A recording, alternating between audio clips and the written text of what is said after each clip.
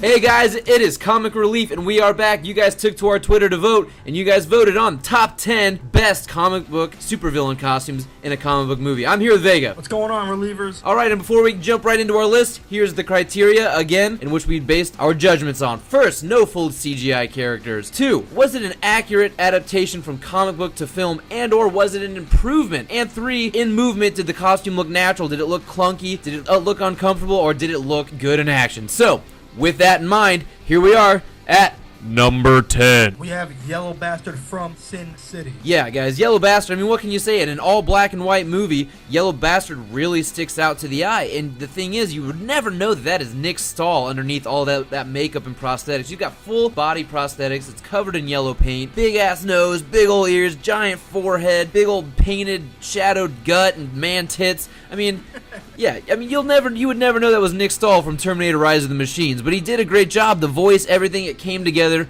It gave a very accurate adaptation from what you've seen in Frank Miller's drawings. When I first saw that costume, I completely thought it was some ugly old man just got painted yellow because that's how good the prosthetics really look. They nailed this costume. Kudos to them for making Yellow Bastard come to life, like Fudge said, in a black and white movie. Yeah, I mean, and that's twice Sin City's made our list. We had Marvin as an honorable mention in our top 10 heroes, and here it is, Yellow Bastard at number 10 in our top villains. Number 9. We have Danny DeVito's Penguin from Batman Returns. Danny DeVito looked amazing in this costume. I mean, he had the big fat belly, which kind of maybe because it's maybe back in the day that it kind of looked like pillows in a little bit, but it looked a little like too much. But from like that penguin hunch on him, they updated him from the comics, making him a lot more evil and more dark. That human and penguin element that he had in the movie. Tim Burton has that eye for that weird, creepy stuff. Yeah, so. Tim Burton's got his own real aesthetic going on, and you know, Penguin, he's got that big hook nose, he's got the little flipper hands, he's disgusting. I mean, Danny DeVito was the perfect cast for this. Let's not take anything away from Danny DeVito, but the overall look of the Penguin, I'm talking more specifically top hat Penguin with the tuxedo. That's very inspired by the comic books. They took their own take on it, and now in the comic books you see this kind of human penguin hybrid that is Penguin on the comic book panels. And he's got the greasy, disgusting looking hair. He's got the fucked up, jagged teeth. You know, it's all dark, and I mean, it might have been an upgrade, I think. It's definitely an upgrade from what came from in the comic books, and you know, it's transcended into the comic books ever since. Number 8. We have Jigsaw from Punisher Warzone. Guys, not the best movie, but man, Jigsaw's look was unbelievable. Prosthetics in his face, the way they made him look so good and realistic and just straight off the pages from the comic. Yeah, the white zoot suit kind of look to him. He's got the really fucked up looking face. I mean, you as a spectator felt like his henchmen in the back of the truck with him when they were just having a hard time looking at him. They didn't want to look at him. They didn't want to look away. They did a great job. I mean, his face is grotesque. Even the scene in which you see his face and whole body get all cut up from the broken shards of glass. This was a great person to get to play Jigsaw. Unfortunately, he was wasted in what is otherwise just a subpar film, but you can't take away that Jigsaw looks like he jumped straight out of the comic books. Like his one eye just looked disgustingly gruesome and nasty. It's hard to look at, so was the movie, but Jigsaw was pretty much the only positive thing from the movie. And here's a part of the criteria we should mention now is that we are barring the quality of these films and judging straight on the look of these characters. There are some films out there that are complete shit that got their characters completely right in the visual aesthetics. So with that, Number 7. Another Batman villain. This time it's Joker, not Heath Ledger, guys. Jack Nicholson's Joker. The really straight up white paint making his face look like a clown. he's got the hat, he's got the green vest, the purple suit, he's got the penguin tails in the back. I mean, this is the Joker that we as 90s kids all know and love. And of course, the Batman animated series was loosely based on the movie, but I mean, this is just the definitive Joker look. That is a very timeless look. Heath Ledger's Joker, as great as his performance was, it's not a timeless look. As much as I hate this goddamn Jared Leto look, the Jack Nicholson Joker, it's a timeless, classic-looking Joker. You know, with the prosthetics on the cheeks that kept a smile on his face at all times, especially with Jack Nicholson behind that makeup, it was just a very eerie, creepy Joker. One of those guys that just kept you on pins and needles. You never knew what he was going to do because that smile always gave you the impression that he's just about to joke around, but he was also very sadistic. And the suit complemented it so well, he had to be on our list. Number 6.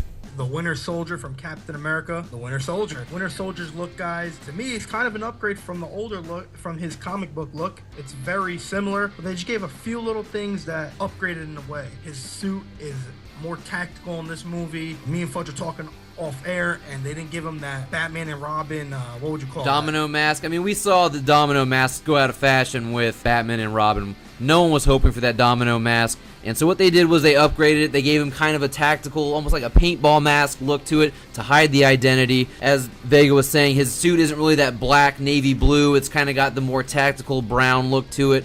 But guys, that arm, holy shit. I was on set on Captain America the Winter Soldier, and I saw that arm in person. Believe me, it's just as impressive in person. The actor really pulled it off. I mean, he had Bucky's hair, even when we saw the face paint around the eyes when he catches Cap's shield. You know, that was kind of supposed to be a throwback to the domino mask. The Winter Soldier, again, it could have been a character we saw go completely wrong with the tactical boots and pants and all the little knickknacks all over the costume, but you know, they did it so right. They really honored the source material and then upgraded it. I completely agree. I love his costume in this movie. The arm was phenomenal. I thought we should maybe check out more of the face paint on his eyes a little bit more. And let's not even forget that some of the best hand-to-hand combat we've seen in any comic book movie comes from Cap versus Winter Soldier. So that's how we know that in action, that suit held up. Stunt guys, anybody wearing it, they look great in it. Number 5. We have Loki.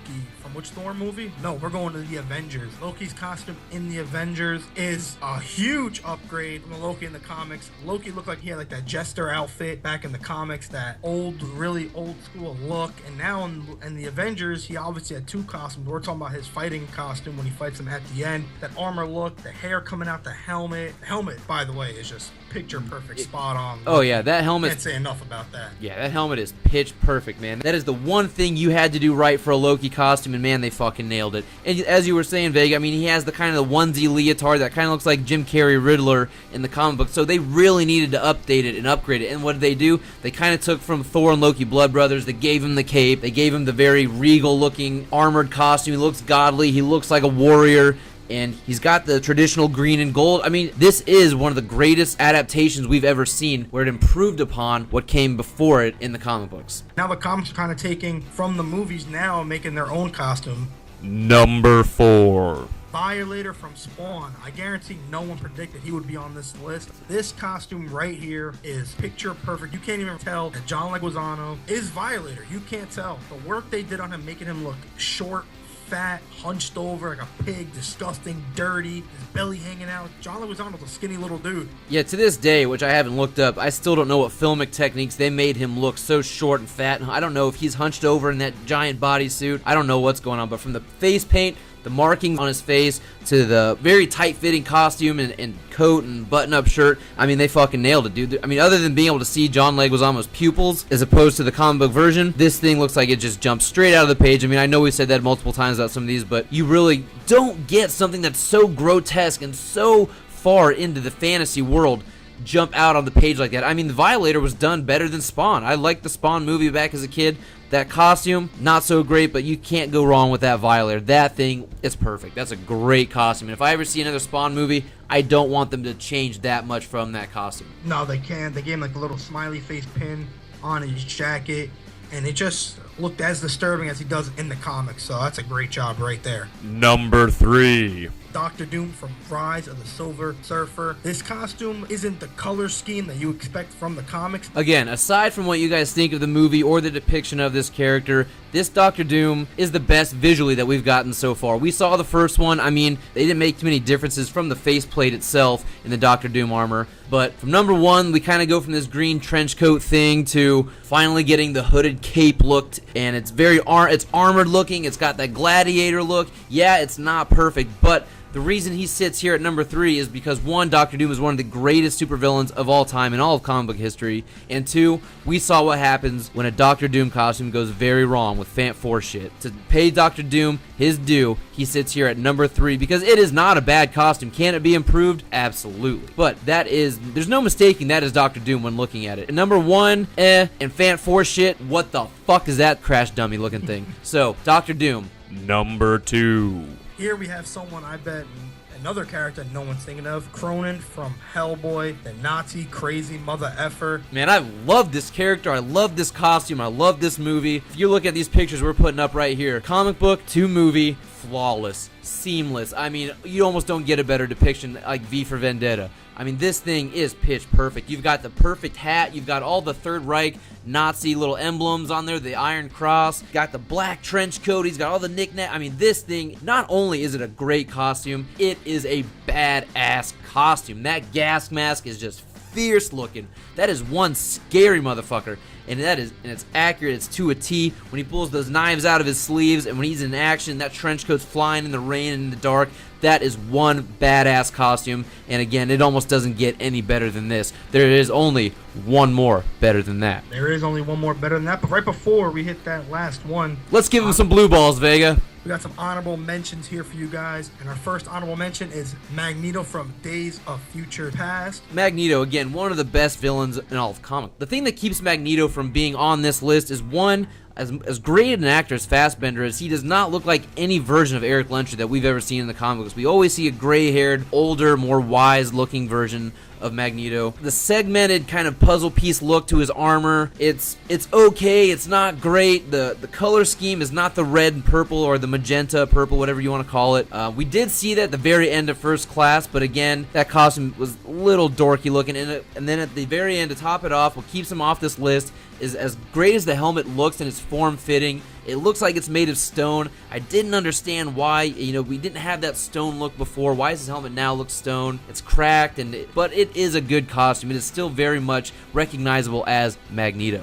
Our next honorable mention is Xerxes from 300. They gave him all the bald head. The actor looked just like him. They gave him all those piercings, all that jewelry. They really made this character jump off the pages. Great job by Zack Snyder and the people that filmed this, making him look a lot taller than everyone. I don't know how they filmed that. They did a great job doing it. Yeah, I mean, Xerxes, it's a great looking costume. It's comic to film. It's great. It's very accurate. The gold body paint, the makeup on the eyes. I mean, it looks great, but part of the criteria is the complexity of the costume. How hard of a costume is it to pull off?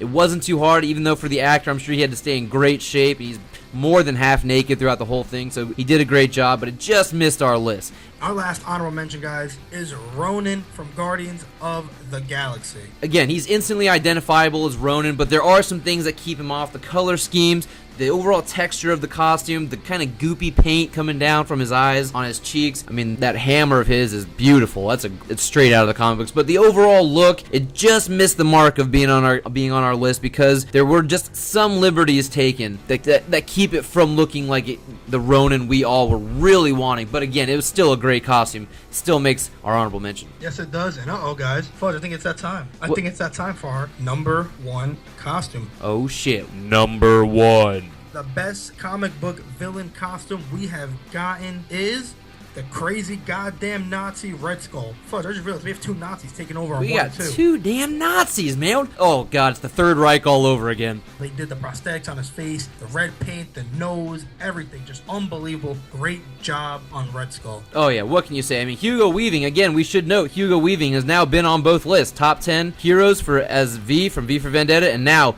at number 1 as Red Skull. This costume is absolutely perfect. I don't think you can get a better looking Red Skull costume than this. With the prosthetics all over the face, again, which are probably keeping Hugo Weaving from ever donning it again. You're kind of a bitch, Hugo. But it looks great. The only piece of CGI in the entire costume is just they blacked out his nose with some makeup and they took it off in post. But damn, that looks like a great costume. At some points, the texture looks completely realistic. Other points, it's a little toned down. But, the overall costume, the black trench coat, kind of like Cronin from Hellboy 1, but it's an updated version of what preceded in the comic books. You'll find things that look like it in the comic books scattered throughout. They took bits and pieces from every version of Red Skull you can think of, and they kind of combined it into what looked like a very 1940s Nazi costume. But again, one real point docked for me is that they did not ever use the swastika symbol. Instead, they replaced it with the Hydra band on the arm, which I understand, this movie's being played overseas, but overall, this costume is just absolutely beautiful, guys. Take a look at this. I mean, look at the comparison side by side.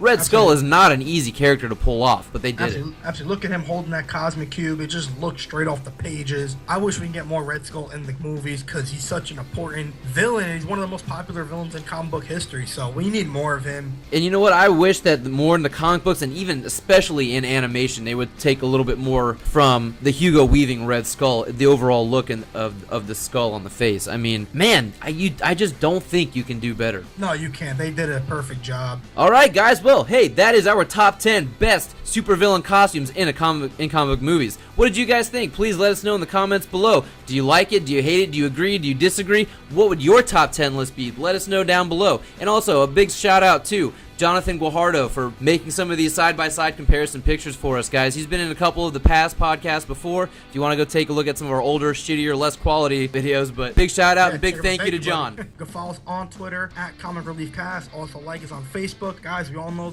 the big weekend's coming this weekend. We're going to get a lot of news. Comic-Con this weekend. Me and Fudge plan on doing just a straight rapid-fire thoughts on everything unedited, just what we think on Sunday.